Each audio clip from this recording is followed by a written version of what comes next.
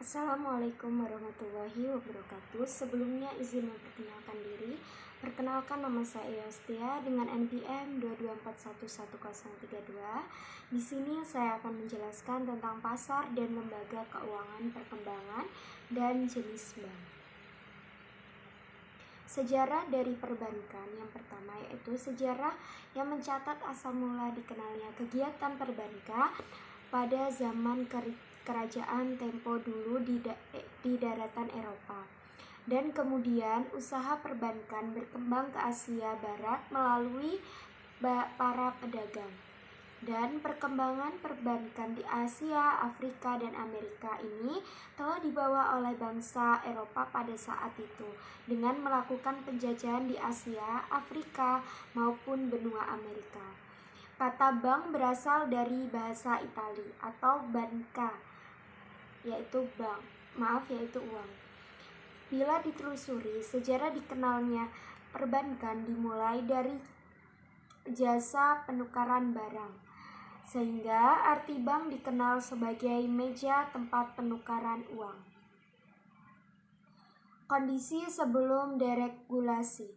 Fungsi utama perbankan pada masa setelah kemerdekaan sampai dengan sebelum adanya deregulasi tidak banyak mengalami perubahan. Yang pertama yaitu memobilisasikan dana dari investor untuk membiayai kebutuhan dana investasi dan modal kerja perusahaan besar dalam yang mempunyai pemerintahan maupun swasta. Dan yang kedua yaitu memberikan jasa-jasa keuangan kepada perusahaan besar.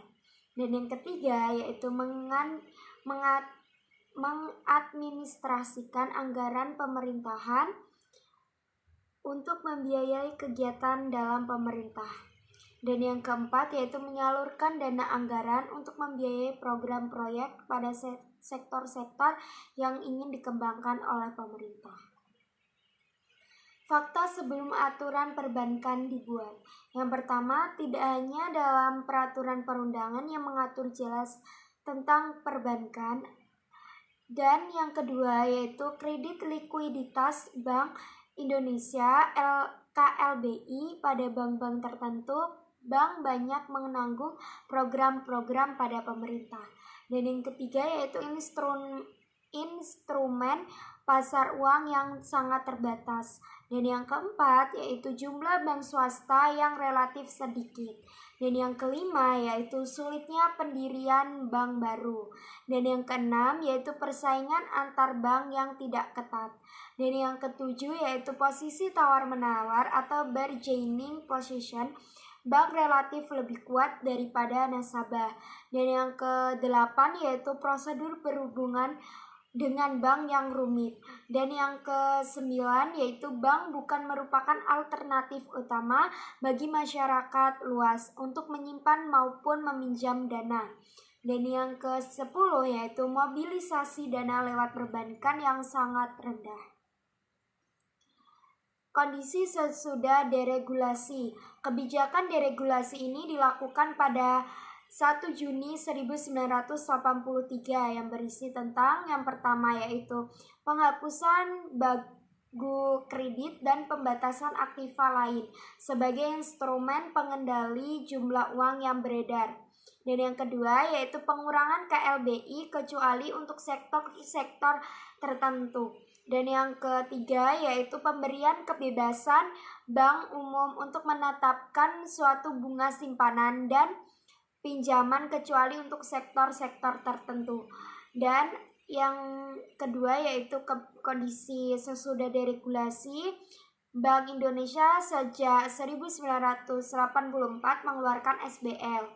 Dan ketiganya yaitu Bank Indonesia sejak 1985 mengeluarkan ketentuan perdagangan SPBU dan fasilitas diskonti oleh BI. Dan yang keempat yaitu pada 2 Oktober 1988 yang berisi tentang yang pertama, pengerahan dana masyarakat, dan yang kedua yaitu efisiensi lembaga keuangan, dan yang ketiga yaitu pengendalian kebijakan moneter, dan yang keempat yaitu pengembangan pasar modal. Dan pada 20 Desember 1988 ini berisi tentang yang pertama yaitu aturan penyelenggaraan bursa efek oleh swasta, dan yang kedua yaitu alternatif sumber pembiayaan berupa sewa guna usaha, anjak piutang, modal ventura, perdagangan surat berharga, kartu kredit, anjak piutang, dan pembiayaan konsumen. Bank dan lembaga keuangan bukan bank dapat melakukan kegiatan perdagangan surat berharga, kartu kredit, anjak piutang, dan pembiayaan konsumen. Dan yang ketiga yaitu kesempatan pendirian perusahaan asuransi, kerugian, asuransi jiwa, reasuransi, broker asuransi, adjuster asuransi, dan aktuaria. Dan pada 25 Maret 1989 ini berisi tentang penyempurnaan paket sebelumnya. Bank dan lembaga keuangan bukan dapat memiliki net open position maksimum sebesar 25% dari modal sendiri. Kondisi sesudah deregulasi lanjutan. Setelah deregulasi ini, perbankan di Indonesia mempunyai ciri-ciri sebagai berikut. Yang pertama yaitu peraturan yang memberikan kepastian hukum. Dan yang kedua yaitu jumlah bank swasta bertambah banyak. Dan yang ketiga yaitu tingkat persaingan bank semakin kuat. Dan yang keempat yaitu sertifikat Bank Indonesia dan surat berharga pasar uang. Dan yang kelima yaitu kepercayaan masyarakat terhadap bank yang meningkat. Dan yang ketujuh dan yang keenam yaitu mobilisasi dana melalui sektor perbankan yang semakin besar. Kondisi saat krisis ekonomi akhir tahun 1990, tingkat kepercayaan masyarakat dalam dan luar negeri terhadap perbankan di Indonesia semakin menurun. Dan yang kedua yaitu sebagian besar bank dan dalam keadaan tidak sehat.